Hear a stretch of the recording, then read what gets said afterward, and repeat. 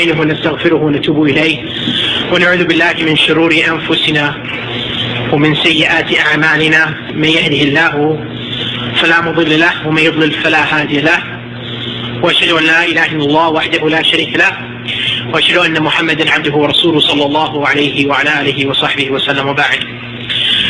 So the topic which I have been asked to address is political revival in the Ummah. And obviously, I mean, we all know that the theme of the conference is Islamic revival, its concept and its application. And what this workshop, the aim behind this workshop is to discuss one aspect of revival, and that is political revival in the Ummah. Some of the concepts and some of the application, how can we go about that? Now, before getting into the topic in earnest, there is certain preliminary things that we must address. I mean, whenever you come to the issue of politics, you always find a lot of argumentation, and you always find a lot of differences. And part of that is due to people differing as to what they're talking about. I mean, in other words, when I say the word political revival in the Ummah, I use the word politics, I might have one meaning in my mind, and the listener, or the person I'm having a conversation with, might have another meaning in his mind. It's what is politics. And so therefore, a lot of times argumentation occurs, or differences occur, because we haven't agreed initially as to what we're talking about. I mean, exactly what are we describing, or what are the topic that is at hand. So it's important that, we discuss, each term in the name of the workshop, political revival in the Ummah. So let's start with the word politics. And what do I mean by the term politics? Well, by politics here, I do not mean the government of a certain country, nor do I mean a certain political party on the scene, or a certain movement and their prospects of winning seats in an election or taking control of the country. That's not the discussion here. What we're talking about is that the term, which in Arabic is siyasa, has been defined by some of the scholars, which, like one scholar has defined it, one classical scholar, is that it's the protecting of the religion and the running of the affairs of the Muslims by Islam. So by politics, and therefore we're discussing two matters: protecting the religion, guarding the religion of Islam, and also running the affairs of the Muslims, organizing the affairs of the Muslims through Islam, by Islam. So the way that the Muslims deal with one another and deal with other people, non-Muslims, is by Islam. And by revival, of course, I'm sure you heard a lecture, one of the first lectures was about the concept of revival. The reference is, of course, to the hadith of the Prophet ﷺ, reported by Abu Dawud and others, that Allah, at the beginning of each century, would raise for the Ummah those who would revive for it the affair of its religion. And the Ummah, of course, we're talking about the Ummah of Muhammad ﷺ.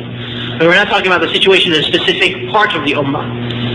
In specific, we're talking about the Ummah as a whole. So now that we've set out these terms, we have a framework where we can proceed with the discussion now. And I think the most important of the terms, at least, is that we understand when I talk about politics, what I mean here is that the protecting of the religion and the running of the affairs of the Muslims through the religion. Interestingly, if you take a historical approach to the issue of revival, the first revival in Islam was primarily a political revival. The scholars are almost in agreement, if not in agreement, that the first mujaddid of this religion at the turn of the 2nd century, around the year 100 Hijrah, was Umar bin Abdul Aziz. And Umar bin Abdul Aziz was a scholar, and he's one who gave the command that the Sunnah be written, because the Sahaba had basically died out as a generation, and Hadith were being reported without really having the chains of confirmation. So he gave the order for the revival or the writing down and the compilation of the Sunnah, which started the process, which eventually led to the great books of hadith that we have in Bukhari and Muslim and so forth. And likewise, Umar bin Abdul Aziz dealt with the different heretical groups. You will find in the books of hadith and the books of history, you find that Umar bin Abdul Aziz wrote, debated with the different heretical groups, and likewise he also, fought the different heretical groups. Umar bin Abdul Aziz engaged in jihad. So I mean, he was also a very pious man, known for his worship and his asceticism. But even with all these qualities of his life, he is most known for that during the 2 years that he was Khalifa, because after 2 years he died, he brought back the way of governing the Muslims to how it was during the era of the first 4 Khulafa, who are known as those Khulafa or successors to the Prophet ﷺ, or Khulafa Rashidin, who ran the affairs of the Ummah according to the method or the way of the Prophet ﷺ. And that's why one of the honorific titles given to Umar bin Abdul Aziz is that he is the 5th, right, of the 5 righteous guided Khulafa. Sometimes they say it's an honorific term or title for him. So the first revival in the Ummah was political. Now subsequent revivals in the Ummah, in the centuries afterwards, dealt with other matters due to the deviation in the Ummah occurring in other matters. So when the Ummah started to deviate, for instance, in Aqidah, in belief and creed, and they questioned whether the Quran was truly the words of Allah, you find the revival which was instigated at the time of Imam Ahmed, for instance, was primarily one of Aqidah. And then 4 centuries after that, in the time of Ibn Taymiyyah, it also dealt with a number of matters. Aqidah, creed, worship, conduct, politics. So as deviation increased in different spheres of Islam, or different spheres of Muslims practicing Islam, revival occurred in those different spheres. Now, why did I bring up this point? Just because the point is that for many who adhere to the way of the Sunnah, unfortunately they have an idea, and this is an incorrect idea, that revival is only limited to teaching and Aqidah and so forth.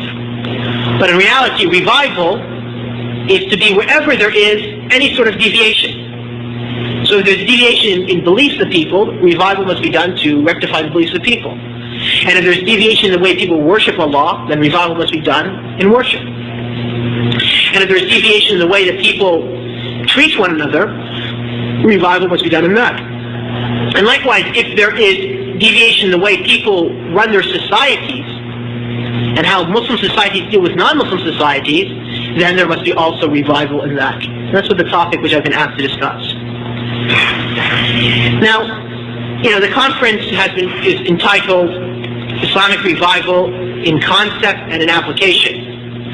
And so conceptually is a good place where we should start. I mean, revival conceptually, how does that occur? How would that occur in the Ummah? Well, the first point is, what is the role of politics in religion? Throughout the world, the notion of secularism, that we should render unto Caesar that which is Caesar's, and render unto God that which is God's, is the prevalent belief in the world today, among Muslims and non-Muslims, that religion and politics should not mix. And there's a reason for that.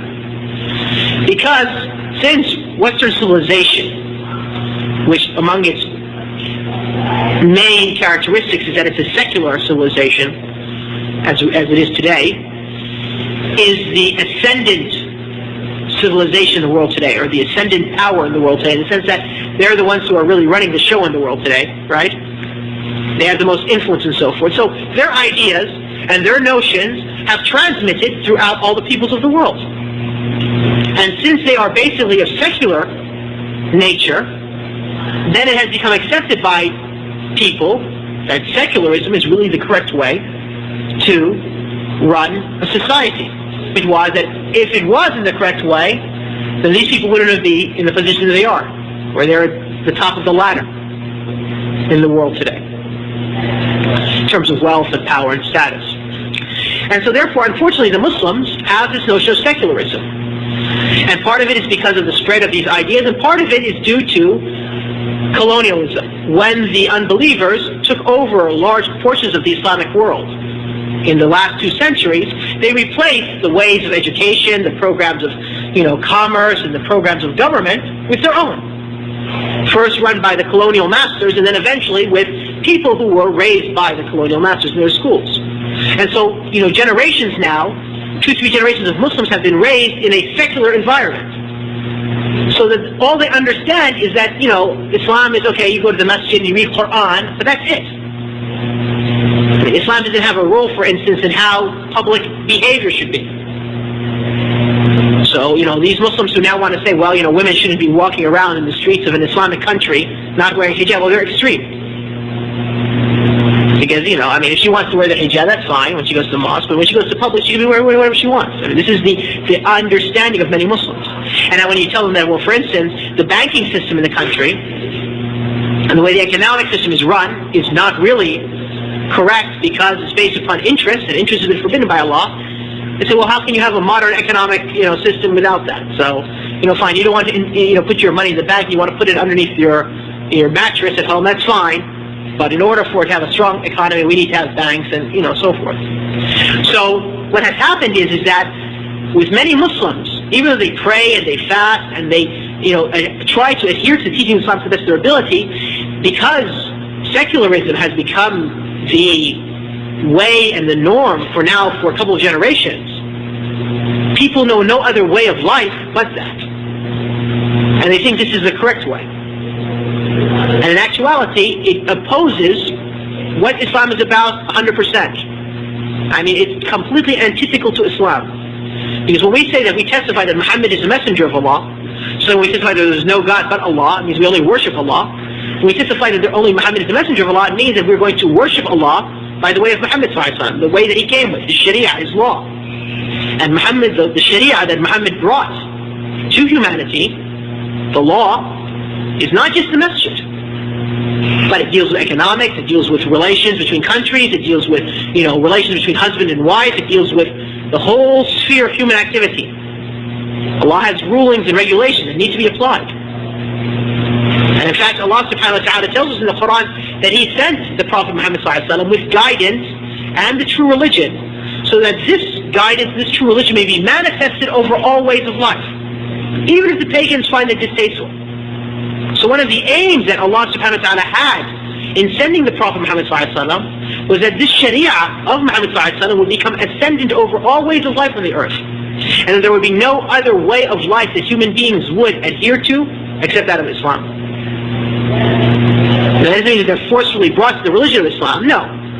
Because if they want to remain as unbelievers, they can. They pay some money, they stay in a subjugated state in the Islamic country. But the point is that the way of life, the way that society is, the way the norms are, will be according to the Sharia. And then what they personally decide to choose is a different matter. So conceptually, the most important point, in the revival, political revival in Islam now, is to discuss the issue of secularism, and to show that secularism and Islam do not match. That part of our testimony that there is none worthy of worship but Allah, and that Muhammad is the messenger of Allah, necessitates that we worship Allah according to the Sharia. And this necessitates that the society is run by the Sharia. And here's an interesting point. Now, if you look at the books of fiqh written classically, let's take the Hanbali books of fiqh. Classically, the scholars used, when they start the books of fiqh, really irrespective of which school they're from, they usually begin with a tahara, purity. And there's a reason why, because the most important action in Islam is prayer. And the most important condition, prerequisite for prayer, is what? Purity. So whenever you want to make salah, the first thing you ask yourself is, am I in a pure state? Or do I have to go make wudu? Or do I have to make ghusl? So that's the first thing. So they would start with purity, and they would explain prayer. And after that they would explain, zakat, which is the next pillar, and then fasting, and then hajj. Now, classically, the scholars in the earliest works, they used to put jihad at the end. It would be the last topic they would discuss. However, though, later on, some scholars start to put it after hajj. And they start to explain why did they put the discussion of in the book, you know what I'm saying, when they're organizing their chapters. Why would they talk about jihad after hajj? Well, they would say because one reason is because jihad is an act of worship. I mean, unlike marriage and divorce and buying and selling, which are basically interactions between human beings, jihad also has an aspect of interaction, but it also has an act of worship in it to Allah. That's one reason. So they said it fits good to stick it after hajj. Second reason is because some scholars consider it to be the sixth pillar of Islam. And so therefore, after talking about the five, you know, of course, the testimony of faith is aqidah, but the four actions, and then it would be good to mention jihad. And the third reason they mention the books of fiqh is that they realize, the scholars, that the other pillars, prayer, zakah, fasting, and hajj, cannot exist unless there is a state which defends and promotes these acts of worship. And that without it, a state, Muslims are not able to pray, or to fast, or to give hajj, or to make hajj, or to give zakah as Allah wants them. And so therefore, in order to have a state, I mean, it's just, that's how the world is. If you have something, somebody else will want to take it from you. So you have to defend it. And so if you have to defend it, it's going to be a jihad. So this was their reasoning. So my point that by bringing this illustration, I mean, why did I bring up this example, is that, you know, even the notion that many people have that you can actually worship Allah and not live in an Islamic society is a faulty and really an incorrect notion. That you really cannot truly worship Allah as He wants and as He has created you for, unless you're living in an Islamic society. And let's be honest with ourselves. Prayer. According to the strongest opinion of the scholars, prayer is required for men in congregation. Now, for most Muslims, I mean observant Muslims in the United States who are working, how often do you have a Muslim who has the opportunity of offering a prayer in congregation, especially Dhuhr and Asr, which is done during like the workday, right? So here, right here, you have the first pillar of Islam, right, which is Salah. You know, you have neglected a very important aspect of it in the sense that for most Muslims, I would say, except for very few who are maybe fortunate they have their own business or they work with other Muslims, but for the overwhelming majority of the Muslims who work for non-Muslims, you know, they cannot offer their Dhuhr and their Asr prayers in congregation. This is a problem. Let alone those Muslims who cannot pray at all, you know what I'm saying, or take it as an excuse not to pray, or for instance those Muslims who cannot attend Jum'ah and so forth, right? Alright. Zakah. Well, zakah, while it is true that you can just take your zakah and give it to a poor person, right? However, there is an institution for the giving of the zakah. And Allah subhanahu wa ta'ala, in mentioning the 8 categories of the recipients of those people in Surah At-Tawbah, mentioned that those workers who work to collect the zakah. And so therefore, if there are workers who are working to collect the zakah, they are allowed to receive part of the zakah, right? And those workers have to be organized, and they have to be able to know who the poor are, okay? And they have to be able to reach the poor, and they have to then make sure that Muslim companies give their zakah, and Muslim individuals give their zakah, and make sure that it's taken there, and if they don't give the zakah, they need to be then penalized, right, for that and so forth. These are all functions of what? Functions of a state. Just like now, right, with the IRS, right, if you don't pay your taxes in April, right, they check on you and they make sure they get your money from you during the year, and if you don't pay it, they, you know, put you to court, and if they find you guilty, they put you in jail, and they take that tax money and they distribute it amongst the poor in their way, right? These are the functions of a state. Okay, let's come to the fast.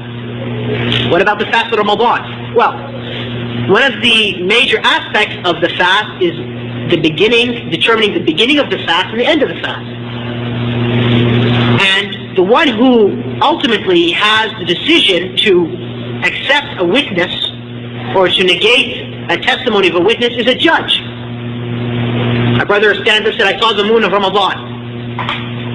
So how do we know if this testimony is acceptable or not? There should be a judge who would accept that testimony or not. Okay, who's going to appoint the judge? And then also, if there's conflicting reports, who's going to make the final arbitration? That's the functions of the imam. And if there's an imam, if there's a ruler, that means there's assumes a state. And when there's not a state, what do you find? You find the same, you find the opposite, like we have in the United States every single year, where continuously, there's always argumentation about the beginning and the end of the month of Ramadan. Because there's no final authority to say that this testimony is acceptable or this is the determination of the beginning and the end. And likewise with Hajj, although now, for instance, in Western societies, there is a freedom of movement in the sense that if you want to make Hajj, you know what I'm saying, and you're a carrier of an American passport, or you have a Canadian passport, or a British passport, you know, Western societies allow their citizens freedom of movement, so you can actually, you know, get on a plane and make Hajj and so forth, make Umrah. Nobody's going to say to you no, right? For Muslims who live in other parts of the world, like under communist rule, for instance, they don't have the right to make Hajj. Muslims in China can't make Hajj. Muslims who were living in the Soviet Union, before it became Russia, you know what I'm saying, also could not make Hajj. And historically, Muslims who were living in Europe under Catholic rule, before the West changed its political philosophy to secularism, were unable to make Hajj. This was one of the problems for the Muslims who were in Spain, who remained in Al-Andalus in Spain after the Christians took it over. They were cut off from the other part of the Ummah until they were eventually absorbed and they lost their Islamic identity.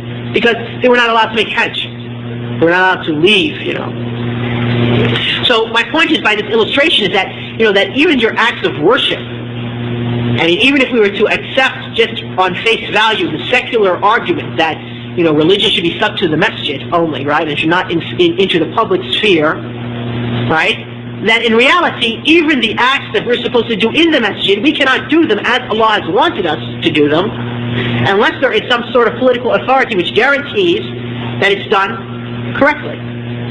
And that's why you find countries which have, I mean, in the Islamic world, countries which have a political system which is more in line with the Sharia, right? The Muslims have a freedom of worshiping Allah much more and enjoy the blessings of being able to worship Allah much more than they do in those countries which have a political system which is antithetical to Islam. And so, for instance, like the Muslims of the Arabian Peninsula, because those political systems are more closer to Islam than, for instance, Muslims who live in those countries which have adopted a radical, you know, like almost secular or like socialist agenda, communist agenda, for instance.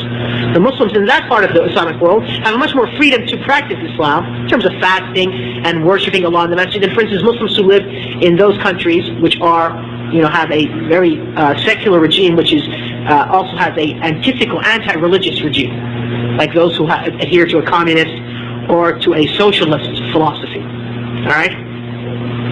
So the point is that conceptually, in order to revive part of political revival in Islam, is to explain what is the role of politics in Islam, and to discuss the notion of secularism, which is probably, if not the most, but at least then amongst the most greatest dangers that the Muslim world faces today. And I believe tomorrow night I have a lecture with the brothers, or tomorrow morning, about the secularization of Islam. I thought we can enter into that a little bit more.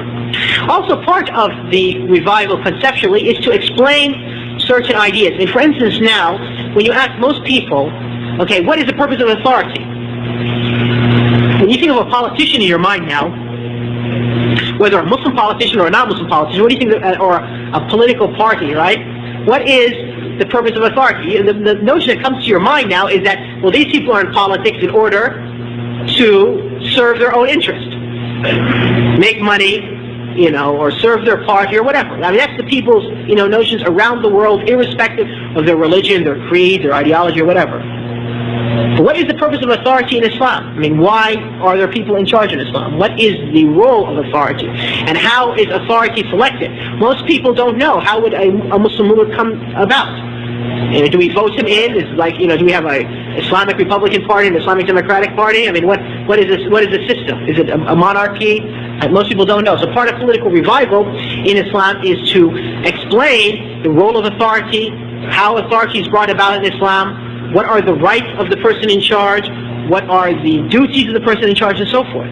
This is part of the conceptual approaches. And part of that is that, you know, you have to contrast then the Islamic way of political authority or the use of authority as opposed to the other prevalent systems. I mean, for instance, now there's much discussion about Islamic banking versus non-Islamic banking. And a lot of people try to talk, and even though there are not very many Islamic banks in the world, and even those Islamic banks which are existing, their transactions are not purely 100% halal because they're part of the global banking system. But there is a lot of discussion about, Islamic banks and Islamic alternatives, economic alternatives, and so therefore it raised an awareness in the Ummah when that happened. And so therefore also part of raising the awareness in the Ummah about political authority and so forth, and the use of it and the aim of it is part of that. And here we find that basically Muslims are four groups concerning this, conceptually. You have those Muslims who want to westernize Islam. And we'll talk about them more tomorrow in the secularization of Islamic thought. In other words, they want to take, for instance, a democratic system and wholesale it, implant it in the Islamic world. And they try to argue, for instance, that shura is equivalent to democracy. And that we were the first Democrats, or we were the first Republicans, or so forth. Twisting of the facts. That's one group. Another group is an extreme group, which, seeing the political situation not being according to the way of the Sharia, believe that the only approach to do is to burn everything down. And these are the Muslims who use violence as a means of change. And this is another incorrect approach. It goes against the way of the Prophet ﷺ. A third group of people sort of have the opinion that, well, it's a very, confusing situation. It's a very problematic situation. So the best thing we should do is just sit and wait. And some of them say we should just stick to educating. And so therefore they have the approach of almost separating themselves from society. Because education cannot reach its full impact unless the state agrees to that educational system. Let's take an example, so we don't talk in a theoretical sort of way. Look at Turkey. Recently, Turkey elected a few years ago a political party which had Islamic leanings. Okay, and in those 2 years or so that political party was there, they opened up a number of Quranic memorization schools for the kids.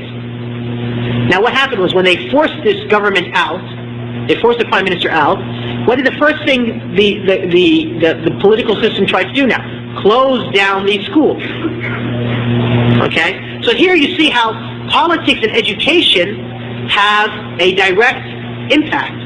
Because in the modern concept of the state is not like the state it was classically 600, 700 years ago. I mean, if you look at political systems 700 years ago in the time of Ibn Taymiyyah, or even before Ibn Taymiyyah, basically politics meant what? Is that there was a ruler who had an army around him, soldiers, who lived in a citadel, or a castle and so forth, and the people were sort of left to do what they wanted to do as long as they paid some sort of revenue to that ruler. And that's basically what it was. And that also, when that ruler would engage into a war, the able-bodied men would be required to engage into the war. So for the Muslims, even if the ruler was corrupt or was impious, it didn't affect necessarily the way that they could conduct their businesses. They had their own schools, they had their universities, and life sort of went on according to Sharia. But with the modern concept of the state, which occurred in Europe about 200 years ago, 150 years ago, the state now runs everything. So, the state enters into education, it enters into commerce, it enters into, even to behavior, right? And now even issues where how you marry and how you divorce must be registered in a state court, for instance, that, what is permissible, they can interfere into the way you raise your children and so forth. These are all problems which exist, which in a classical way did not exist because the concept of the state was different historically. So of these three approaches are all incorrect. You finally have a fourth approach, which basically says, this fourth approach says that, well, we have to worship Allah and we must work to revive the Ummah in all its aspects. And so therefore we must revive the Ummah in belief, in worship, in conduct, and also politically. That we take Islam as a whole, and we act upon it as a whole. We don't try to just take part of Islam and not leave another part. Now yes, of course, there are priorities. And the Sharia has defined which is more important than the other matter. And sometimes there's room for differences in priorities, and sometimes there's not a room for differences in priorities, and differences of opinions and priorities.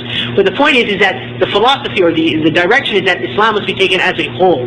As Allah subhanahu wa ta'ala said in the Quran, Ya ayyuha alladhina amanu idkhulu fi silmi kaffa, enter into Islam fully. Now, in terms of practical measures, in terms of practical revival, I mean, I don't want to get how much time is there left in this lecture? So, half an hour or less? 45 minutes? Okay, we have time. So, I mean, I don't want to get too much into the application of political revival, because, I mean, Muslims have different experiences and they have different approaches to that. But I'd like to sort of set out some basic principles that must be discussed or should be upheld by Muslims who enter into political revival. The first one is that, you cannot, in politics, for political revival of the Ummah, give up anything of the truth. I mean, Islam is not a political platform. Islam is not a social movement. It's a religion of Allah. And so therefore there can never be a compromise of the truth. Yes, sometimes one might not be able to apply the truth because of the circumstances. But one can never compromise the truth by giving up something of his beliefs or giving up something of what is required of him. And let's give an example. The Prophet ﷺ in Al-Hudaybiyah, when he was asked, he went to make Umrah with his companions, and the pagan Meccans stopped them and were not allowed to proceed to make Umrah. So then they decided to have a truce between the Muslims and the pagan Meccans. And in the truce, the pagans put certain conditions and stipulations upon the Prophet ﷺ, which many Muslims thought was severe. I mean, so much so that Umar even questioned the Prophet on that day and said, "Are we not upon the truth? Did you not promise us that we would enter into Mecca? How can we go back?" Among the stipulations, for instance, was when they wrote the truth treaty, the Prophet ﷺ wanted to write from Muhammad, the messenger of Allah, and the pagans said, "No, we will not accept your title as messenger of Allah, because if we believed that you were the messenger of Allah, we would have fought you. Say from Muhammad, the son of Abdullah."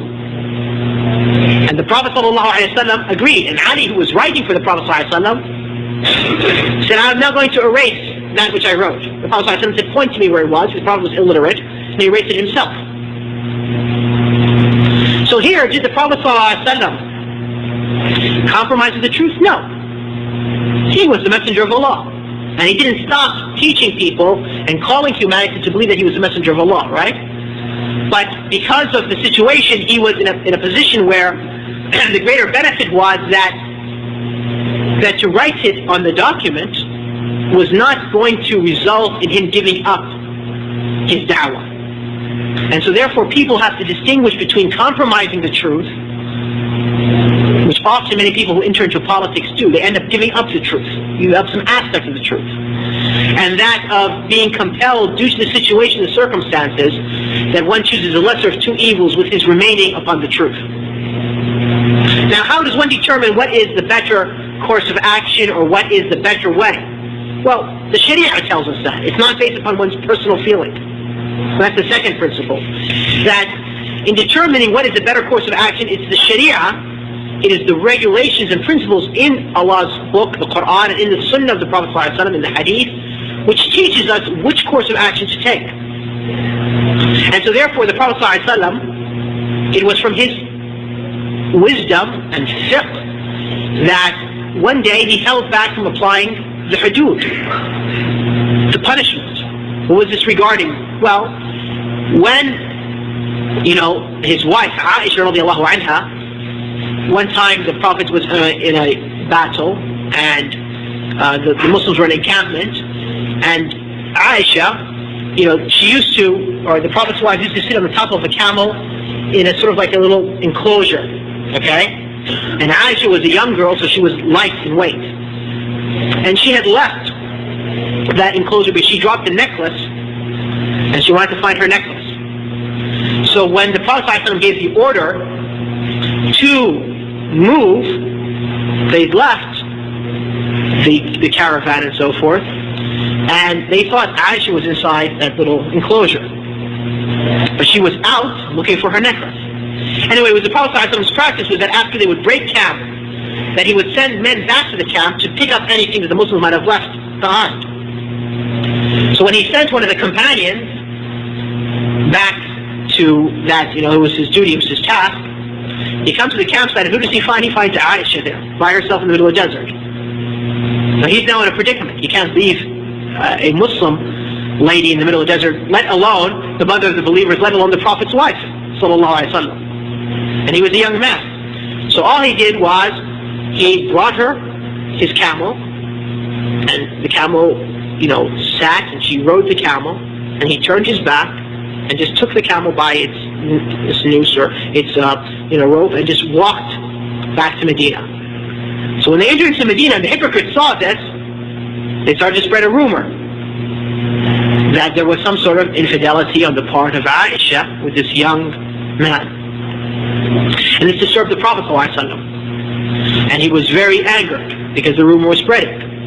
Now, when it came time, when the verses were revealed in Surah An-Nur, clearing Aisha and putting the injunction that whoever accuses a Muslim woman of being unchaste and not able to produce 4 witnesses, that he is to be whipped and his testimony never to be accepted ever again, the main hypocrite of Medina, Abdullah ibn Ubay ibn Salul, belonged to one of the 2 factions of Medina, because the people of Medina were a single tribe, but there were 2 sub-tribes, the Aus and the Khazraj.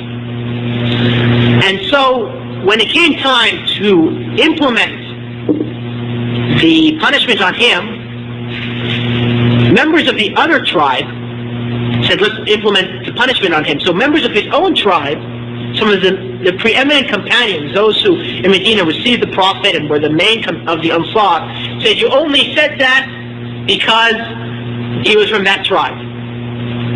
Because he's from our tribe. That's why you want to whip him. So then another companion, who was from the other tribe, said, you're a hypocrite also, defending the hypocrites.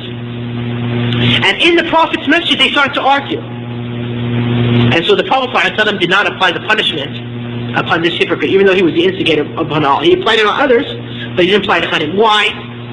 Because the harm that would have resulted in the application of the hudud, it would have split the Muslims in Medina, would have been greater than any benefit gained by whipping this one man. So here, did the Prophet ﷺ give up anything of the truth? No. He still applied the hudud on some of them. But because the wisdom was such that the benefit outweighed this harm, he took this benefit, or it was the lesser of 2 evils. It's lesser evil is a greater evil for the Muslims to be split and fighting amongst themselves, or is it a greater evil for you not to apply the hudud on one person, the punishment on one person? Obviously the latter is a lesser evil.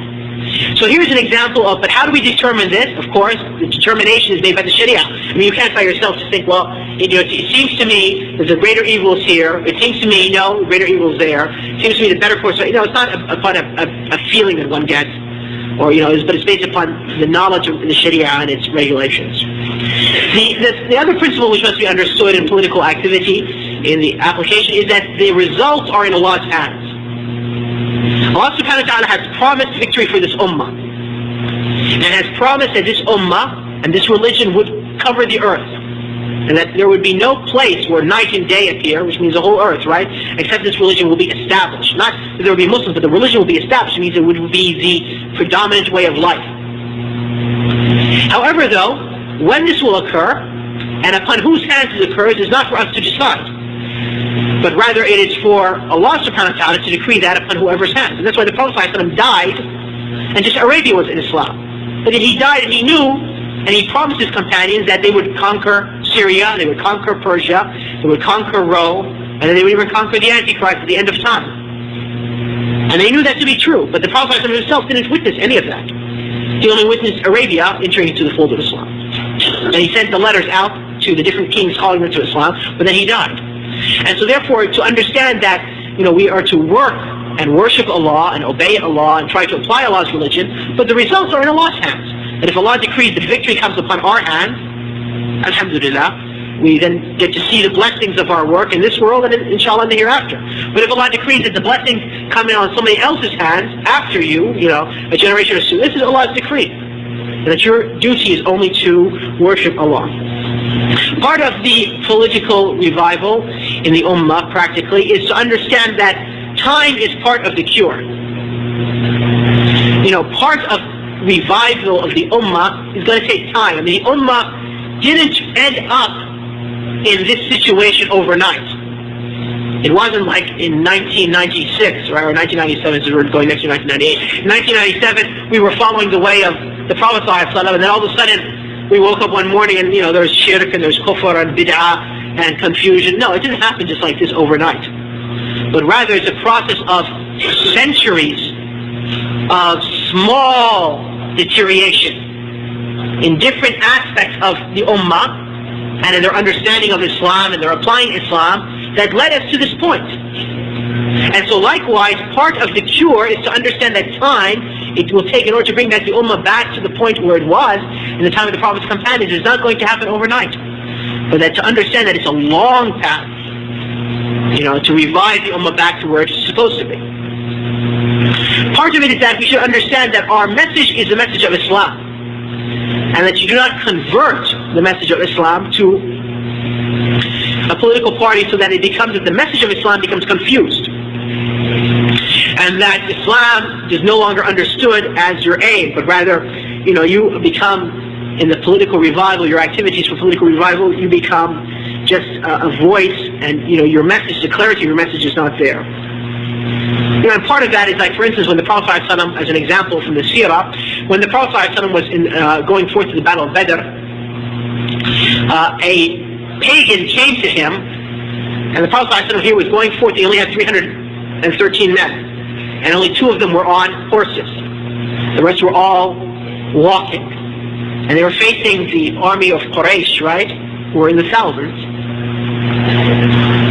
And so here comes a pagan, one of the, strong, valiant knights of Arabia, who is known for his prowess in fighting and so forth, comes fully armored and tells the Prophet ﷺ, I want to participate with you for a share of whatever you win in the war. The Prophet ﷺ said, do you testify that there is none worthy of worship but Allah, that Muhammad ﷺ is the messenger of Allah? He said, no. The Prophet ﷺ said, go back, for we do not seek the aid of the mushrik. You see, I mean, the clarity in the message here, not losing the focus. Then the man came back a second time and proposed to the Prophet ﷺ. The Prophet ﷺ told him to go back, and then finally the third time the man came and he testified, the testimony of faith. Now, also part of that is that Allah subhanahu wa ta'ala sometimes gives victory to this religion upon the hands of people who will have no reward with Allah. This is the hadith of the Prophet ﷺ, that Allah will, aid this religion with a man who is wicked. And also Allah will aid this religion with people who will have no portion of the hereafter. In other words, their motivation is not for Allah. Their motivation is that they are there in order to gain some sort of worldly benefit. But because they're looking for the worldly benefit, they're striving hard, Allah decrees that part of the assistance that this religion receives is upon their hands. But they have no share in the hereafter. And likewise, sometimes wicked people who are not pious, Allah might aid the religion on their hands. And so therefore, even though personally he's wicked and he might be facing the punishment of Allah, and Allah preserve us from that, yet still he will receive, he will be the cause for the aiding of the religion. Also part of that is of political revival in a practical sense is that, the means of communication must be constantly open.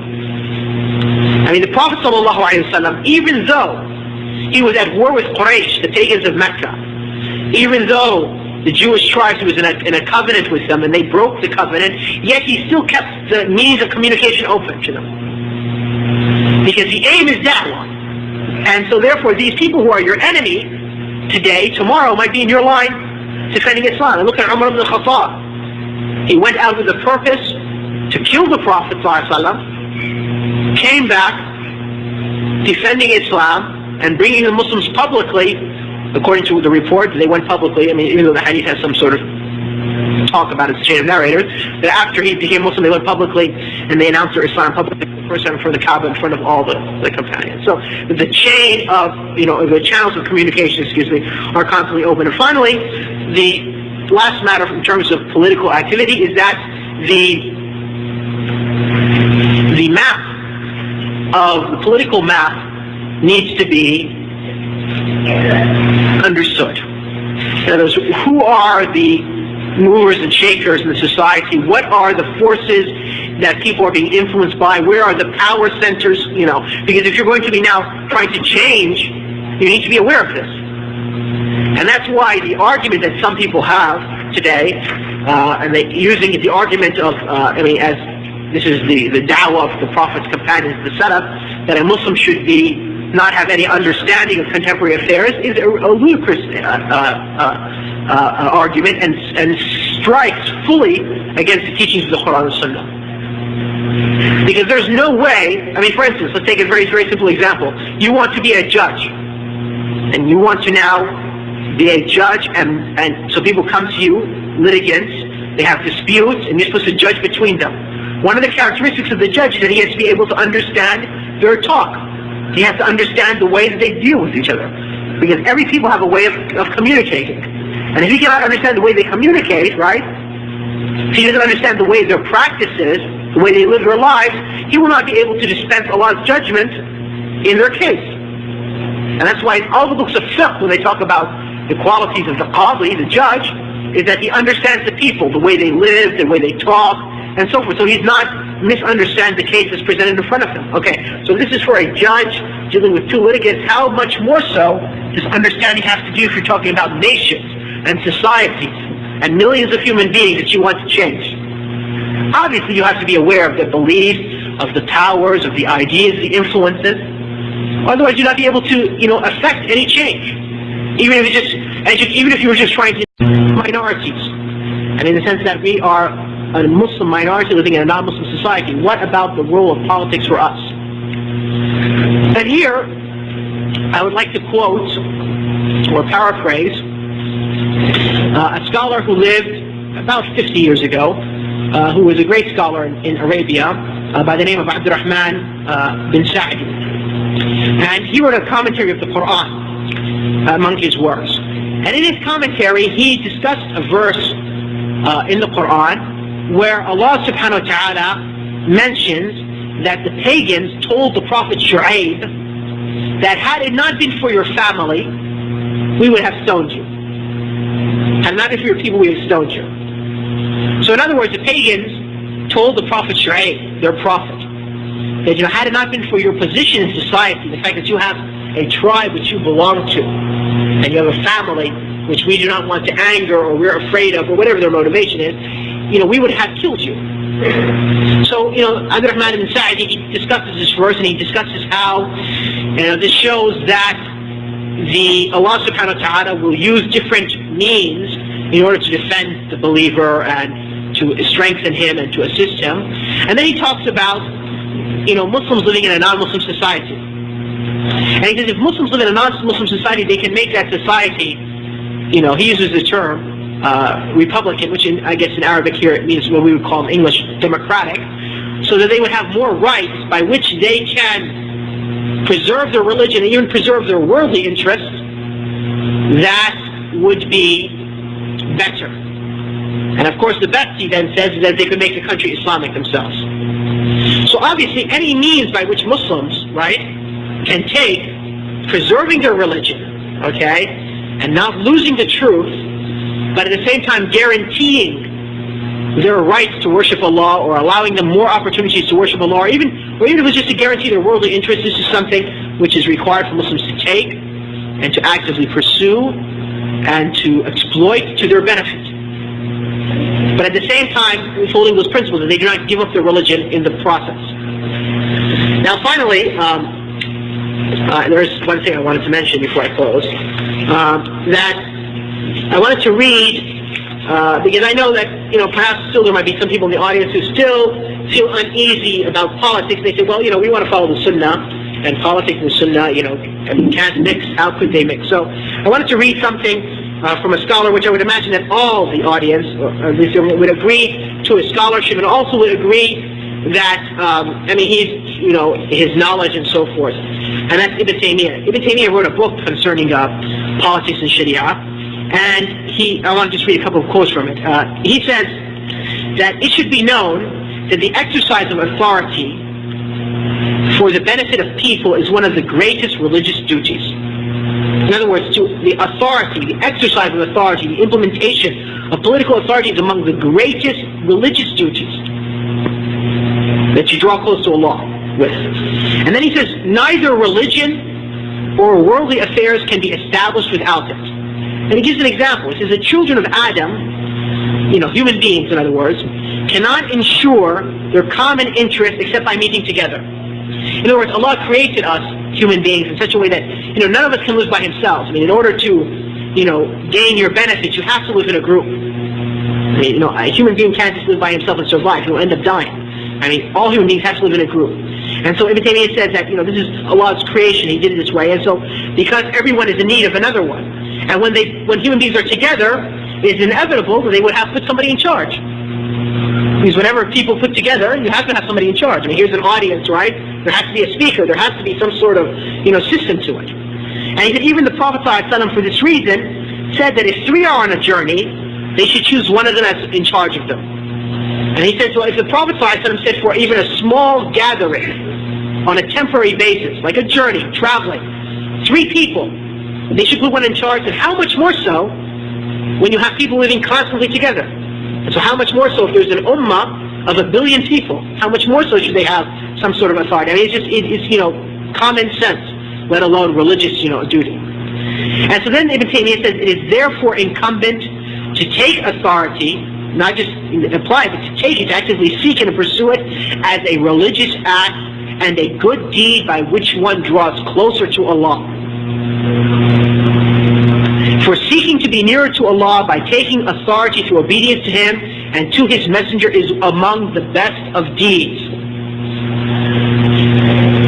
And then Ibn Taymiyyah says, but what happened? When a great many of people in authority became dominated by their greed for wealth and love of status. In other words, they used authority in order just to increase their wealth and increase their status in society, be in control of people. They left the responsibilities, the religious responsibilities and authority. So people began to feel that authority negates faith and the perfection of religion. So he explained that the reason why Muslims, many pious Muslims, shy away from authority is because they think that, authority and politics negates being righteous and pious. Because they see impious people in charge. And Ibn Taymiyyah says, no, that's not the point. The point is just because they're impious, they've used authority for their own personal gain, does not negate that this is among the greatest religious deeds that the righteous people should then seek in order to exploit for obedience to the law. So then Ibn Taymiyyah, describing this group of scholars, he says they became concerned only with religion and turned away from that which in reality religion is incomplete without it.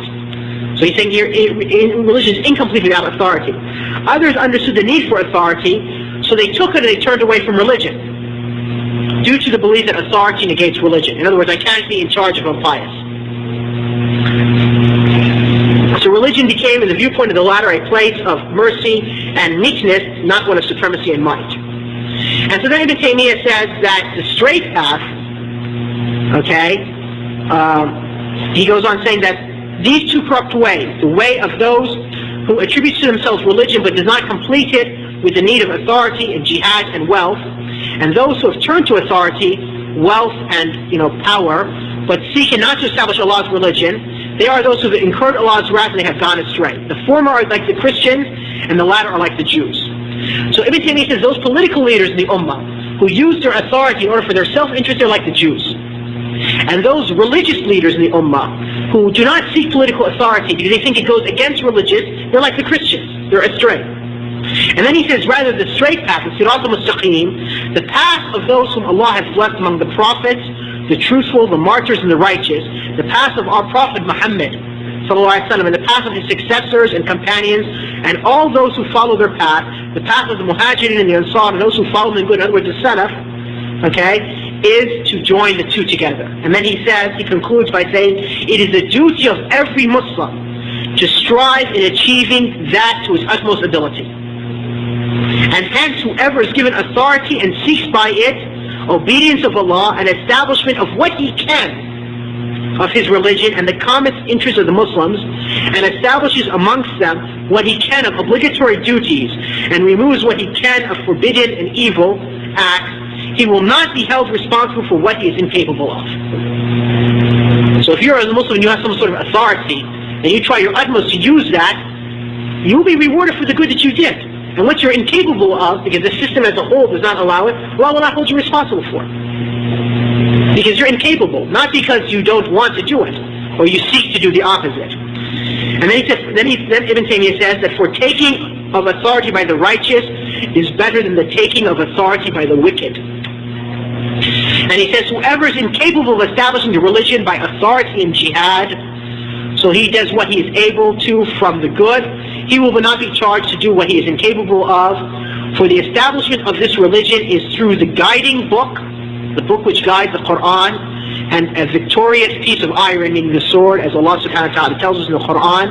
And so therefore it is upon everyone to strive his utmost to join the Quran and the sword for the sake of Allah and that which is with them, seeking His aid, Allah's aid, in completing that task. And those are very precious words which really don't need much comment. And I hope, by that I was able to shed some light as in terms of political authority in the political revival in the Ummah, in terms conceptually and as in terms of applying it. أقول قولي هذا وأستغفر الله لي ولكم سبحانك اللهم وبحمدك أشهد أن لا إله إلا أنت أستغفرك وأتوب إليك. I guess if there's any questions or comments, please feel free. Do not feel shy if you disagree. I mean, just go out and, inshallah ta'ala, you find me an open person. I'm willing to listen to, your comments. You said that the communication must stay open. Could you just elaborate on that a little bit? Well, in the sense that, the aim is da'wah and guiding humanity. So even if, let's take the worst possibility, you're at war with somebody. I mean, that's the worst possibility. You're actually actively seeking to kill him and he's actually seeking to kill you, right? But our aim is not just to kill, and just for the sake of killing, right? But the aim is to guide those human beings.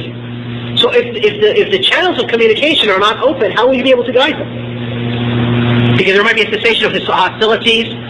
They might submit. They enter into Islam. You know what I'm saying? You might conquer them. They might conquer you. So there has to always, the channels of communication must always be open.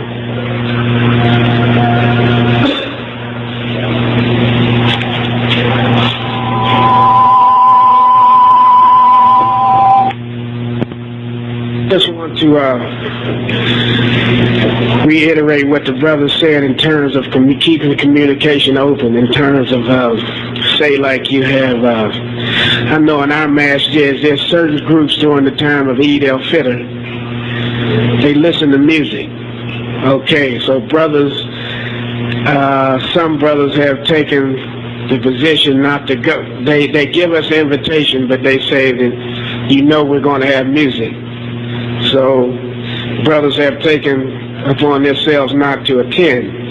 And also the Tablighi Jamaat, when they come, is it proper that we don't let them into the masjid or for them to speak? What I mean being that you say the communication is over, even though we know, I'm not trying to attack certain groups, but we know that there might be some sayings with certain groups that we don't agree with, but some approaches have been taken towards these brothers not to let them in the masjid. When they come, all of the brothers leave and they don't stay and listen. So is this I just want to know, is this a proper? Well, I would think that the Jama'at Tablighi Jama'at is not worse than the Khawarij, those who the Prophet ﷺ called the dogs of the hellfire and said that to kill them there would be a reward until the Day of Judgment. They're not worse than them. And yet, when the Khawarij appeared, Ali ibn Abi Talib, the Prophet's companion and the fourth the rightly guided Khulafa, on the minbar of the Mosque of Kufa, told them that, you have three rights upon us. To the Khawarij, that we will not prevent you from the Masajid of Allah, and that we will not prevent you from al-fay, which is the money which the Muslims get as a result of jihad. Because they're participating with the Muslims in jihad, they have a right for that. And likewise, that we will not begin with you in fighting, unless you start attacking us first. So if the sunnah of the Prophet's companions was not to prevent the Khawarij from Allah's masjid, how much, more so should we not prevent brothers who, even though we disagree with, are not on that level, like the Jama'at Tabligh. Now, in terms of them speaking or giving their bayan and so forth, here is a question of the benefit and the harm. That if the masjid is basically upon the sunnah and so forth, and so the people are being educated and are benefiting and are not in need of this, then one might, restrict that, okay?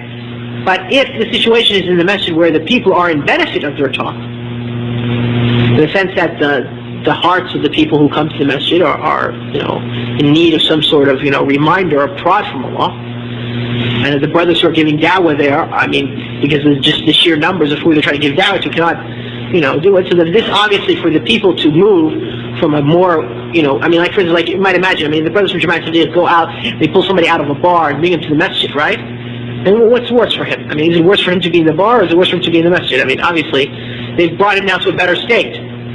But for a brother who is following the sunnah, for him to revert and go back, that's a more evil state. So it depends on the situation there. The people who are there. If they're in a better state, then they shouldn't be, no door should be open to bring them to a worse state.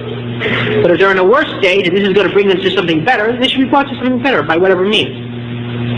And then the other issue I would think about them is that to participate with them, for those who have knowledge, in other words, if they were to give a talk, somebody were to give another talk with them, so that they can learn and also.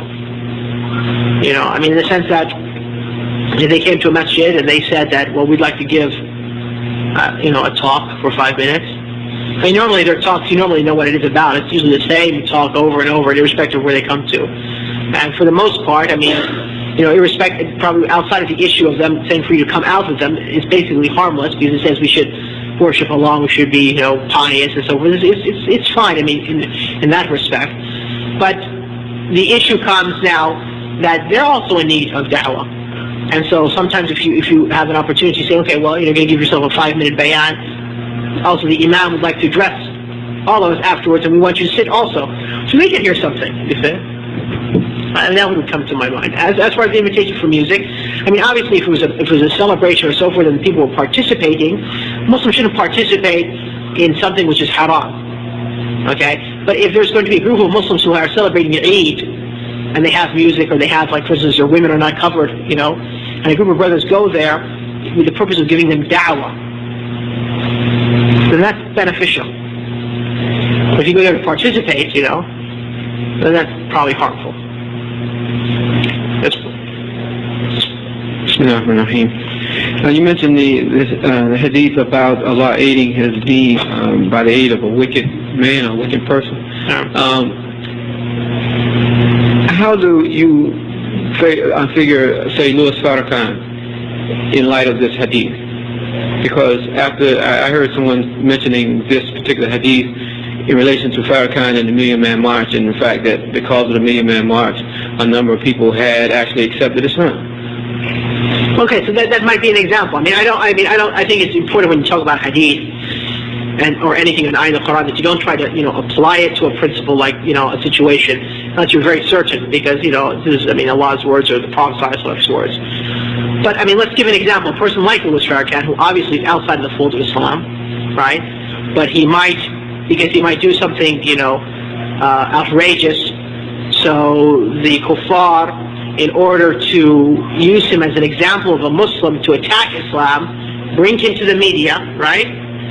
And somebody hears about Islam and says, well, let me investigate into this, and didn't accept Islam. This is Allah subhanahu wa ta'ala decreed for this. This is a benefit that Allah has brought. It's just like now when they, make these movies calling, Muslims terrorists and so forth, right? People, sometimes want to know, say, well, these people are so, let me find out something about them. And they, get a Quran, and they read it, and then they find the truth, and they accept Islam. But that wouldn't, of course, mean that we should encourage people to make movies, depicting Muslims as terrorists, right? So, this hadith could be applicable, what I'm saying? But, whether it's applicable or not, I don't think that's the issue. The issue is that obviously the man is, misrepresenting Islam, and a large number of people judge Islam based upon his teachings, and also a large number of people follow his teachings thinking this is the religion of Islam.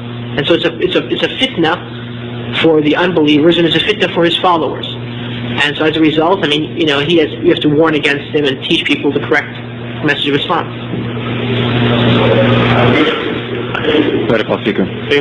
There appears to be two sides in terms of the layman staying on top of the current affairs.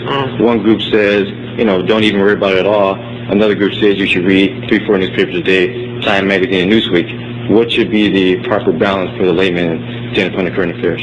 Well, as much as the layman is affected by current affairs. I mean, these people, I haven't found, really in any numbers of people, and perhaps they could say, well, your exposure is limited, and I would agree to that.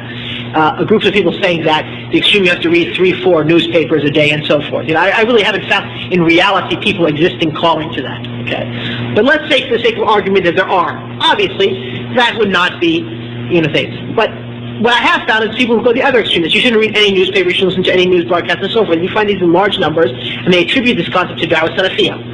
I want to ask a question now. If it was something dealing with their personal interest, like the money in their pocket or their health, would they not then follow the news concerning that? You see what I'm saying? So what about things that affect their religion, affect their faith, affect their fellow believers? Should they not be concerned about that? I mean, let's imagine that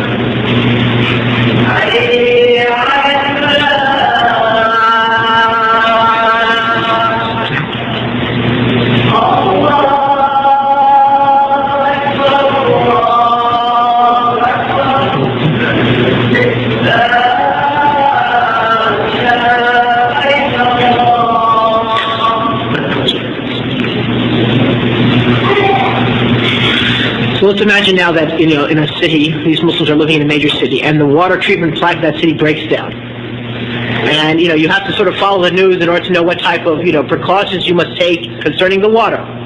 Okay, would these people be following the news in this case? They probably would. Okay. So, if this is the situation regarding that thing, then what about ideas and trends and so forth? You want to now go give da'wah to a group of Muslim teenagers. If you don't know what the influences are in their life, how can you effectively, bring them Islam? I mean, I tell you personally, I have no idea what type of ideas and, music that, teenagers now are listening to, or what type of, is going on in their mind. I mean, I remember for maybe my generation, okay, some 20 years ago, all right? But for this generation, I have no idea. So how would I be effectively able to, talk to these children and so forth? So now we're talking about, let's say now we want to now talk to humanity on a large scale. I'm saying? You're giving da'wah to a large group of humanity.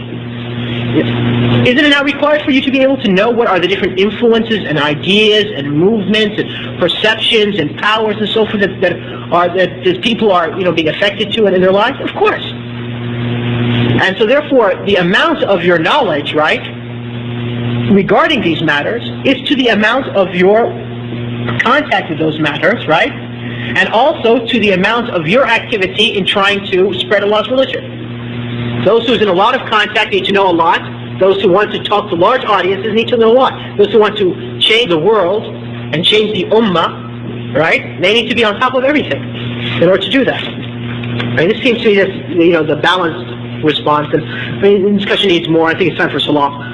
So to close this, subhanaka Allahumma bihamdika ashhadu an la ilaha illa anta astaghfiruka wa atubu ilayk. Wassalamu alaikum wa rahmatullahi wa barakatuh.